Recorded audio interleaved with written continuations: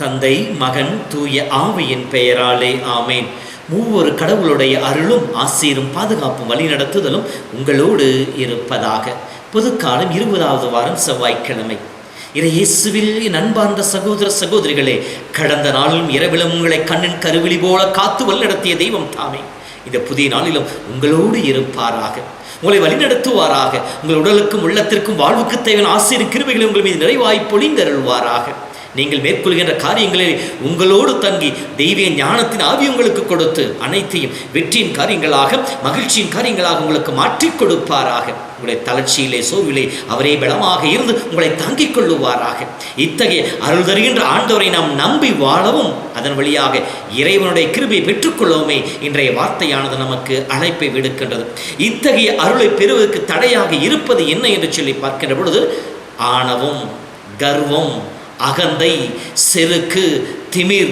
இந்த செருக்குத்தான் தலையான பாவங்களிலே முதன்மையானதாக இருக்கின்றது. ஏனெனில் இந்த செருக்கு இருக்கிற இடத்தில் தான் மற்ற எல்லா பாவங்களும் பிறப்பெடுக்கின்றன.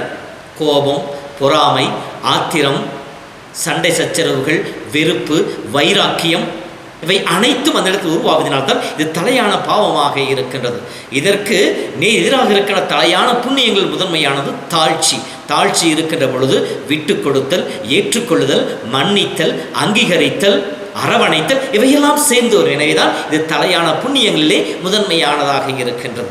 இந்த தலையான பாவமாக இருக்கின்ற செருக்கு மனிதன் உச்சந்தலையிலே வந்து உட்கார்கின்ற பொழுது நிச்சயமாக அவனுடைய வாழ்வு சிறிது சிறிதாக அழிவை நோக்கி செல்லக்கூடியதாக அமைந்துவிடும். எப்போது மனிதனுக்கு இந்த செருக்கு வரும் என்று சொல்லி பார்க்கின்ற பொழுது, செல்வம், கல்வி, வெற்றி இவையெல்லாம் மனிதனை சூழ்ந்து இருக்கின்ற பொழுது, இவை அனைத்தும் மனிதனுக்கு கிடைக்கின்ற பொழுது, ஓரளவிற்கு செல்வமும் கைக்கு மீறி வருகின்ற பொழுது அந்த செல்வம் அவனை திமிர் பிடித்தவனாக, அகந்தை உள்ளவனாக, ஆணவத்தினும் கொண்டவனாக மாற்றி விடுகின்றது. அதே போலவே கல்வி, ஓரளவு கல்வி கற்றுவிட்டான் என்றால் தனக்கு எல்லாம் தெரியும் என்கின்ற மமதையிலே வாழ்பவனாக அவன் மாறிப்போகின்றான். அதே போல வெற்றி, வெற்றிக்கு மேல் வெற்றி வருகின்ற பொழுது தோல்வியின் முகம் அவனுக்கு மறைந்து போகின்ற பொழுது, மறந்து போகின்ற பொழுது அவன் எல்லாம் என்னால் முடியும், என்னால் தான் முடியும் என்கின்ற அந்த ஒரு உயர்ந்த நிலைக்கு, உச்சத்திற்கு அவன் செல்கின்ற பொழுது ஆணவம் செருக்கும் அவனை ஆட்டி படைக்கக்கூடியதாக மாறிவிடுகின்றது.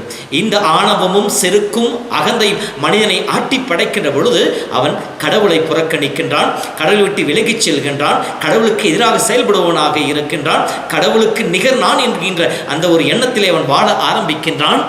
இதன் வழியாக கடவுளுடைய ஆசீரும் கிருபைகளும் அவன் வாழ்விலிருந்து முழுமையாக வெளியேறுகின்றது. எப்போது அகந்தை மனிதனை ஆட்கொள்ள ஆரம்பிக்கிறதோ அப்பொழுதே அவன் வாழ்விலே அழிவையும் ஆபத்தையும் தேடிச் செல்பவனாக இருக்கின்றான். இது இன்றைய முதல் வாசகத்திலும் கூட தீர் அரசனுக்கு இத்தகைய நிலையான ஒரு எச்சரிக்கை தான் எசேக்கியேல் வழியாக இறைவன் கொடுக்கின்றார். தீர் ஒரு வாணிப நகரம், ஒரு வளமையான நகரம். கடலிலிருந்து 5 கிலோமீட்டர் தொலைவிலே பாறையின் மீது கட்டப்பட்ட ஒரு எழில்மிகுந்த நகரமாக இருக்கின்றது. எல்லா வளமான, எல்லா விதமான வளங்களும் செழுமையும் கொழுக்கின்ற இடமாக இருக்கின்றது. இந்த நிலையிலே தீர் அரசன் இந்த நிலையை பார்த்து, இவையெல்லாம் நான் சம்பாதித்தேன், என்னுடைய ஞானத்தினாலும் என் அறிவினாலும் என் ஆற்றினாலும் அனைத்தையும் நான் சேர்த்து கொண்டேன், எனவே நான் கடவுளுக்கு நிகரானவன் என்று சொல்லி கடவுளுக்கு கொடுக்க வேண்டிய ஆராதனையும் துதியும் தனக்கும் வேண்டும் என்று சொல்லி மக்களை வற்புறுத்துபவனாக இருக்கின்றான்.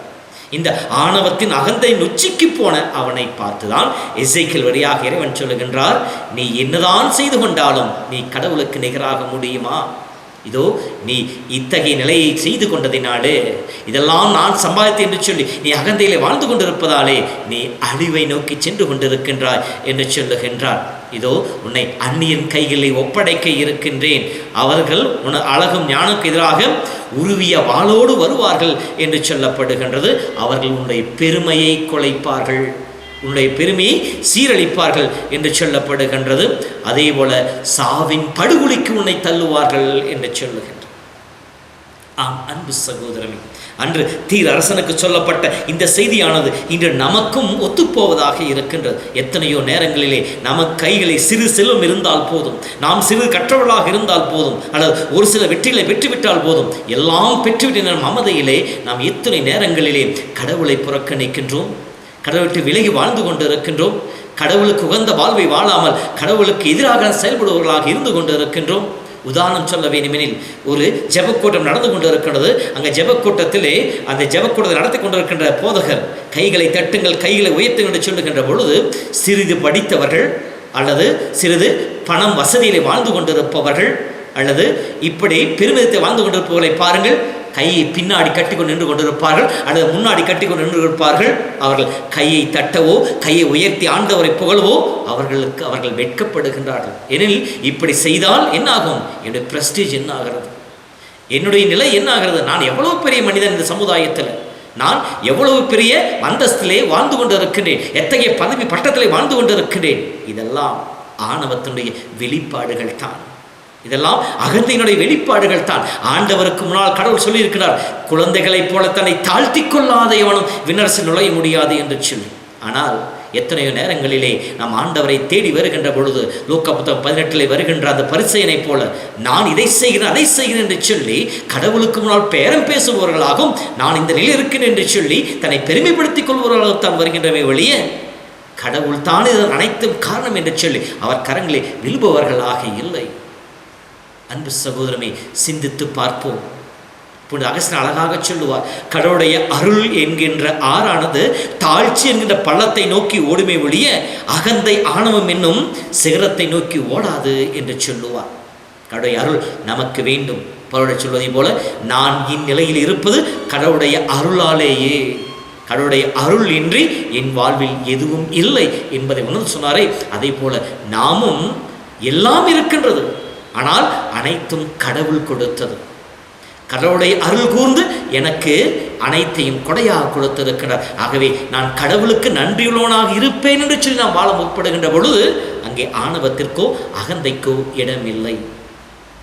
இப்படி நாம் ஆணவத்தோடு ஆண்டவரை தேடி வந்தால் என்ன நடக்கும் என்று சொல்லி பார்க்கின்ற பொழுது லூக்கா புத்தகத்தில் படிக்கின்றோம். இயேசு கைது செய்யப்பட்ட நிலையிலே ஏரோதுக்கு முன்னால் நின்று கொண்டிருக்கின்றார். ஏரோதும் இயேசுவை பார்க்க வேண்டும் என்று சொல்லி பல நாட்கள் ஆசையோடு காத்து கொண்டிருந்தவன் தான். அப்போது ஏரோது சொல்கின்றான், எனக்கு முன்னால் ஒரு சிறு அற்புதத்தை செய், நான் உனக்கு விடுதலை கொடுக்கிறேன் என்று சொல்லி ஆணவத்தோடு பேசுகின்றார். அங்கே இயேசு ஒரு வார்த்தை கூட பேசியதாக சொல்லப்படவில்லை. எள்ளி நகையாடுகின்றான் ஏரோது தன்னோடு இருக்கிற சகாக்களோடு சேர்ந்து மீண்டும் கட்டி நிலையிலேயே பிலாத்திடம் அனுப்புகின்றான். நாமும் இயேசுவிடம் வருகின்ற பொழுது இந்த ஆணவத்தோடு அகந்தையோடு திமிரோடு நாம் வந்து நின்றோமெனில் இயேசு நம் முன்னால் தலை குனிந்து நிற்பார். அனைத்தையும் பெற்றுக்கொண்டு நாம் தலை நிமிரு திமிராக நிற்கின்ற பொழுது அனைத்தையும் கொடுக்கின்ற கடவுள் தலை குனிந்து நின்று கொண்டிருப்பார். அவரிடமிருந்து எந்த பதில் மொழியும் நம்மால் பெற முடியாது. ஆகவே இந்த நாளிலே யோசிப்போம். இதோ நாம் இந்த நிலையில் இருப்பது, நாம் வகித்து கொண்டிருக்கிற பதவிகள், நாம் சேர்த்து வைத்திருக்கிற செல்வங்கள், நம்மோடு இருக்கின்ற மனிதர்கள், நாம் ஞானத்தை பெற்றிருக்கின்ற அறிவு, நாம் பெற்றுக்கொண்டிருக்கின்ற வெற்றியின் படிக்கட்டுகள் எல்லாம் கடவுள் எனக்கு கொடுத்த ஈவு என்பதை உணர்ந்து கொண்டு தாழ்ச்சியோடு ஆண்டவர் கரங்களை ஒப்புக் கொடுப்போம். அழிவின் விளிம்பிலிருந்து நம்முடைய ஆன்மாவை காத்துக்கொள்ளுவோம். ஆண்டவரோடு இணைந்து அகமகிழ்ந்து தாழ்ச்சி நிலையிலே ஆண்டவருடைய மேன்மையை கண்டுகொள்ளுவோம். பேதுரு சொல்வதை போல, உங்களையே கடவுள் முன்னால் தாழ்த்துங்கள், அவர் தக்க நேரத்தில் உங்களை உயர்த்தும் என்ற வார்த்தை கேட்டல் போல கடவுளோடு சேர்ந்து உயர்த்தப்படுகிற மக்களாக இருப்போம். இறை வார்த்தை சொல்லுகின்றது, தம்மை தாமே உயர்த்துகிற அனைவரும் தாழ்த்தப்படுவர், தம்மை தாமே தாழ்த்துகின்றவர் இறை அருளால் உயர்த்தப்படுவார் என்று சொல்லி நாம் இப்படி செருக்கோடு வாழ்ந்து ஆணவத்தின் திமிரிலே வாழ்ந்து அழிவை சம்பாதிக்கிற மக்களாக இருக்கப் போகின்றோமா, அல்லது தாழ்ச்சியோடும் எளிமையோடும் ஆண்டவர் கரங்களை ஒப்புக் கொடுத்து இறை அருள் பெற்ற மக்களாக வாழ்ந்து இறை உறவில் நிலைத்திருக்கப் போகின்றோமா? சிந்தித்து பார்ப்போம். இறை அருளுக்காக ஜெபிப்போம். கடவுள் நம் ஒவ்வொருவரையும் ஆசீர்வதிப்பாராக. ஆண்டவர் உங்களோடு இருப்பாராக. எல்லாம் வல்ல இறைவன் தந்தை, மகன், தூய ஆவியின் பெயராலே ஆமேன். இதயம் இயேசுவே நீர் இளைப்பாறும் இடமாகணும். உம்மாலயம் தூய்மையாயிருப்பது போல் என் உள்ளம் தூய்மை செய்ய வாரும் நாதா. எனில் வாரும் நாதா. என் இதயம் இயேசுவே நீர் இளைப்பாறும் இடமாகணும்.